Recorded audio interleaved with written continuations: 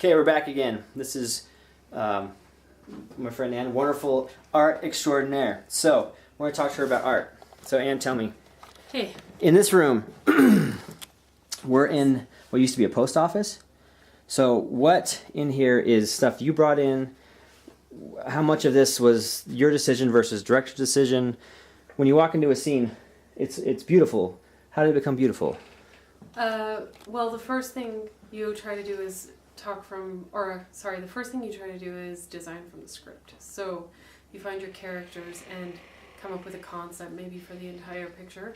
And then your director, you give, as a designer, you give that vision to the director, and then they say if they like it or not. So sometimes the director will come to you, but often as a designer, it's your job to come to the director. So a lot of times, it's just like as a DP, a director, art director, the director calls you because he thinks you're going to understand his vision. Yeah.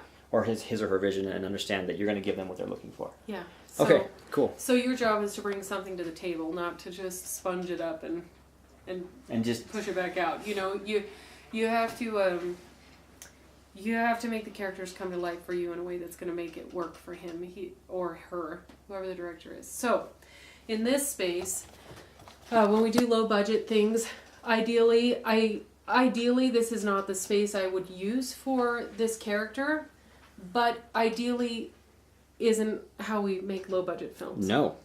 So what you try to do is you gather everything you can in your mind, these locations, all the resources that you have, and then you think, how can I make this work for the story and how can I maximize it? So in a way, the environment and the restrictions become their own collaborator.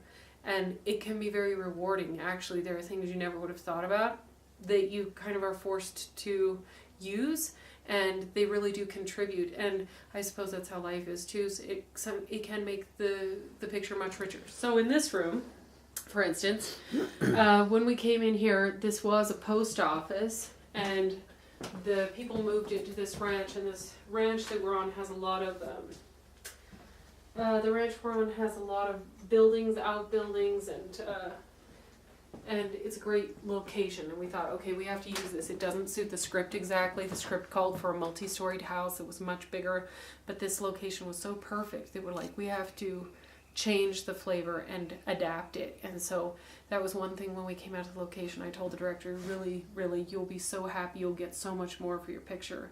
You'll have so much more time because all these locations are so close to one another, which is a huge thing, that we should use it. So we used this house, and then we actually used part of another house as an extension of this house. So in this one, you can see over here we built a wall that isn't actually part of the house, and there's your movie magic right there.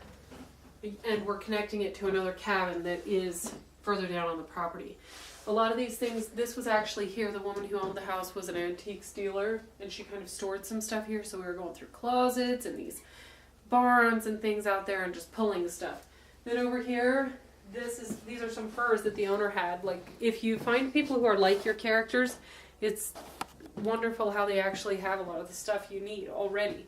So in this particular situation, a lot of the stuff is already just on the property. We just repurposed. Yes, exactly. And then there was stuff from my dad's house. My dad was a lot like this character, so we did that. When you're dressing, I don't know, there's thrift store stuff here. There's stuff that we found on the side of the road. So do you have a big warehouse, Ann, or you have a bunch of stuff, or do you have to go look every time and then... When you've done this a long time, you catch some things, and they're really special pieces you keep, but you can't afford, I think, in your own life to be tripping over stuff. So a lot of it is stuff we find every time. And for the kids at home, rental houses seem expensive at first, but it turns out rental houses are a really good idea. Is that just a Google thing? You just look for it on your... You can find rental houses, theaters, local theater houses. Even when their props don't seem that high quality, they generally have great stuff if you go pick through it, and they're happy to rent it to you. And we use those a lot. And there are prop houses if you live in a bigger city. They can be very expensive. I prefer theater houses. And thrift stores, your crew can get enthusiastic and bring their own stuff on set. We try to never bring anything that's special or important to anyone, because things tend to get ruined on movie sets. So if they're old pictures, we take Xeroxes. Or if this is like grandma's basket she made, don't do it. Good advice. What else? placement? I mean, you just kind of come in here and do you look like research? Do you go, hey, this is a period thing? I need to put the. Well, this character has lived here a while, and there are characters before him that kind of add to his legacy. So we needed some things kind of through the ages for this one. So we have old things here, and we have new things. You can see like this old lampshade we chose because it was going to cast a nice warm light. The director wanted a warmth in here, and it's always nice to give camera a practical. And so we have that. There are some star charts because that's part of our character. These are little things the camera's never going to choose, but they get directors really excited and kind of get actors into it. This could be a cookbook. They're never going to see this label, but it helps get the feeling in here, and people get excited and they become good contributors. Are we Got a back? shot of Hawaii.